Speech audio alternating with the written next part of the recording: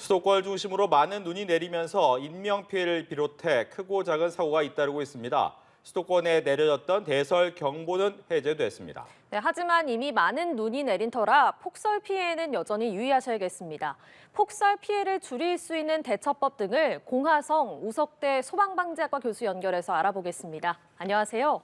네, 공화성입니다. 네, 지난 밤 사이 또다시 폭설이 내렸습니다. 이번 눈을 습기를 많이 머금고 있어서 습설이라고 하던데 일반 눈하고 좀 차이가 있습니까? 네, 습기가 머금은 눈은 수분 함량이 높기 때문에 무게가 일반 눈의 2배에서 3배 정도 더 무겁습니다. 이런 무거운 눈은 건축물이라든지 전선, 나무 등에 큰 부담을 주기 때문에 사고의 위험을 높일 수가 있는 것입니다. 특히 건축물에 큰 부담을 주어가지고 붕괴 위험을 높일 수 있기 때문에 눈이 올 때마다 에어건이나 사업 이런 것들로 해서 바로바로 치우는 습관이 중요하겠습니다. 네, 말씀하신 것처럼 이렇게 눈이 무겁다 보니까 공장 구조물이나 지붕 등이 쌓인 눈의 무게를 감당하지 못하고 내려앉는 사고가 좀 있었습니다. 이런 사고 미리 예측하기가 어려울 것 같은데 어떻습니까? 네, 어려울 수 있습니다. 어느 정도의 눈이 올지 예상하기가 요즘 같으면 쉽지 않기 때문에요. 평소에 시설물이 약하다고 판단되는 곳은 미리미리 보강 작업을 잘 해두는 것이 필요하겠습니다. 네, 이렇게 눈이 무거워서 만약에 시설물이 무너지면 빨리 대피를 해야 될 것 같다는 생각이 드는데 이렇게 바로 이동하는 게 더 위험할 수가 있다고요? 네, 그럴 수 있습니다. 시설물이 붕괴할 위험이 있다면 최대한 짧은 거리에 있는 안전한 장소로 대피하는 것이 일단 중요한데요. 네. 즉각적인 이동이 불가능할 경우에는 테이블이나 단단한 구조물 아래로 들어가서 붕괴를 피하는 것이 좋겠습니다. 바로 건물 밖으로 뛰쳐나간다든지 하면 오히려 낙하물들에 의해서 더 큰 위험에 빠질 수 있기 때문에 주의가 필요한 것입니다. 네. 네, 이제 폭설로 수도권 곳곳에 정전도 많이 발생을 했는데 이렇게 눈이 많이 내리면 어떻게 해서 이 정전까지 이어지게 됩니까? 폭설로 전선 위에 이제 눈이 쌓이게 되거든요. 네. 그 무게로 인해서 이제 전선이 늘어나거나 이제 끊어질 단선 위험이 높아지는 것이죠. 이번 같은 습기를 머금은 눈의 경우에는 전선에 더욱 영향을 주기 때문에 또한 이때 또 바람까지 세게 분다고 하면 전주가 넘어져서 전선이 단선이 되고 전력 공급 장애까지 발생될 수도 있는 것입니다. 예, 저희가 지금 화면으로 이제 도로에 눈이 많이 쌓여 있는 모습을 보여드리고 있는데 이렇게 도로에 쌓인 눈 때문에 움직이지 못하고 멈춰 있다 보니까 차를 버리고 가는 운전자들이 간혹 있기도 합니다. 문제는 이런 차들로 다른 차량들이 피해를 보게 되는 거잖아요. 네, 맞습니다. 도로에 방치된 차량은 일단 교통 흐름을 방해하고 다른 운전자들에게 상당한 큰 불편을 끼칠 수가 있습니다. 차량이 만약에 움직이지 않을 경우에는 도로 가장자리로 차량을 이동시킨 후에 다른 곳으로 피하든지 이 방법이 최선의 방법이라고 할 수 있겠습니다. 또한 그 상황도 만약에 여의치 않는다고 하면 비상등을 켜고 구조 요청을 하는 것이 중요하겠습니다. 네, 이게 갑자기 눈이 많이 내릴 경우에는 대중교통을 이용하는 것이 좋을 텐데 그렇다고 하더라도 꼭 운전을 해야 하는 경우가 있을 것 같습니다. 그럴 때는 어떤 점에 유의해서 운전을 해야 합니까?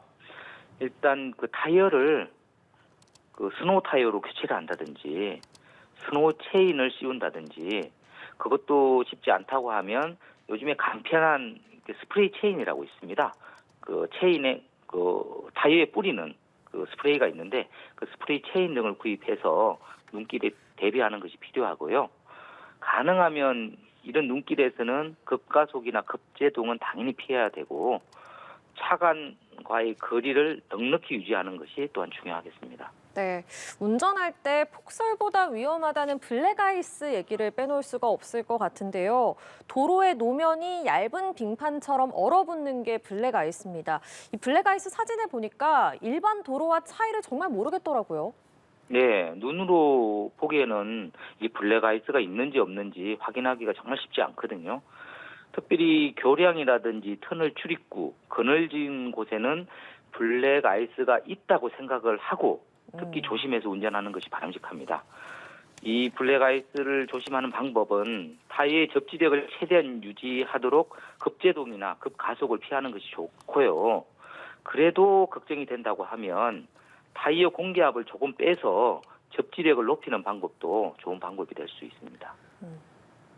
네, 어제 저녁 퇴근할 때, 오늘 아침에 출근할 때 평소보다 많은 분들이 대중교통을 이용하다 보니까 굉장히 혼잡했습니다. 특히 버스나 지하철에 사람이 많이 몰리면서 또 다른 사고로 이어지지 않을까 우려도 되던데요. 어떻게 해야 됩니까?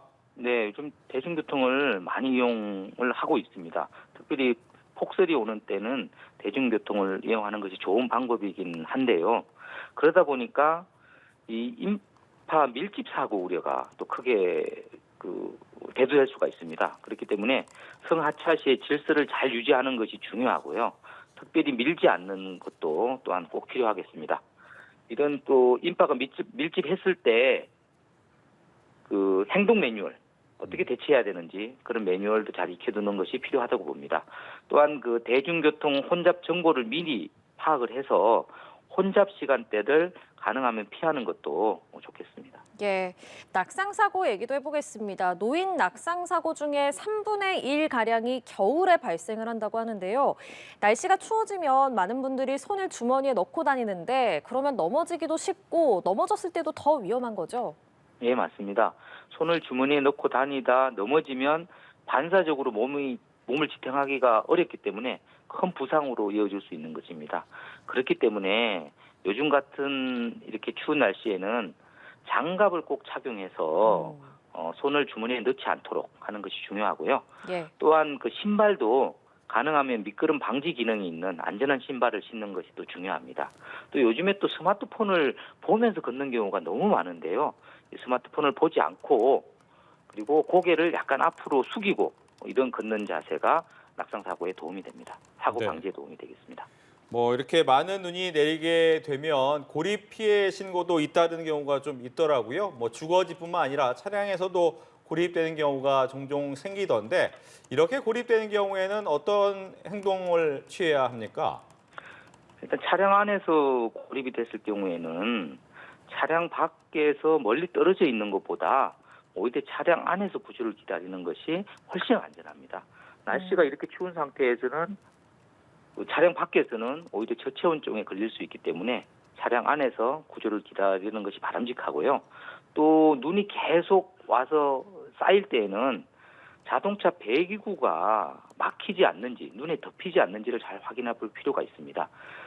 자동차 배기구가 눈에 덮이면 일산화탄소가 자동차 내로 들어와서 일산화탄소 중독 위험이 있기 때문에 배기구가 눈에 덮인다고 하면 치우는 그런 자세도 필요하고요. 가능하면 또 연료를 아끼기 위해서 꼭 필요한 경우만 엔진을 켜고 히터를 사용하는 것이 좋겠습니다. 네, 결국 이렇게 11월에 기록적 폭설이 내린 것도 기후변화 때문이라는 전문가들의 지적이 많습니다. 개인과 지방자치단체, 정부가 이런 예측하기 어려운 기록적 재난에 어떻게 대비를 해야 할지 교수님의 말씀 듣겠습니다. 일단 개인은 비상용품을 잘 준비하고 재난정보를 잘 숙지하는 것이 중요하고요. 지자체에서는 도로 제설 작업을 빨리빨리 할 수 있도록 하고 또한 안전시설 점검을 철저히 하는 것이 중요하겠습니다. 마지막으로 정부에서는 이런 이상기후에 대한 안전정책을 강화하고 예방적 차원에서 인프라를 잘 구축하는 것이 꼭 필요하다고 봅니다. 네, 알겠습니다. 오늘 말씀은 여기까지 듣겠습니다. 지금까지 공하성 우석대 소방방재학과 교수와 전화 연결했습니다. 교수님 고맙습니다. 네.